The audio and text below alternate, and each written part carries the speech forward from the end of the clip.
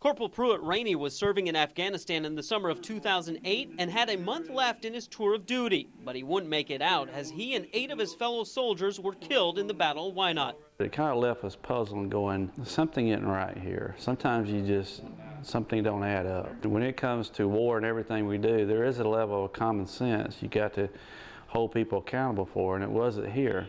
The parents of those killed dug a little deeper into what happened. They found more questions than answers. They began writing to the Department of Defense and whoever would listen to point out the irregularities they had found. I know the difference between right and wrong, and there were some wrong things done.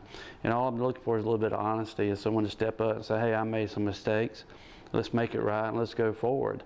That's all we were looking for in the beginning. You know, my closure's gone, it's reopened. I need some more closure.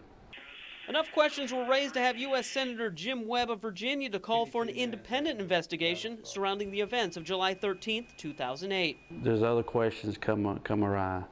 I'm not sure how I feel about the war right now. Neither does President Barack Obama, who's facing the tough task of sending more troops.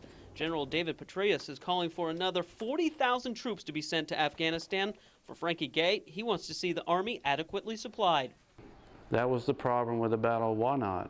Our soldiers needed supplies, they needed other things to protect themselves, and they asked for them, and their commanders did not give it to them. Honoring Pruitt and the troops who fight for our freedoms is Frankie's top priority, and he hopes that lessons can be learned from the Battle of Wanat so others do not have to live through the pain of losing a son to the battlefield. In Valdosta, Phil Jean, WCTV Eyewitness News.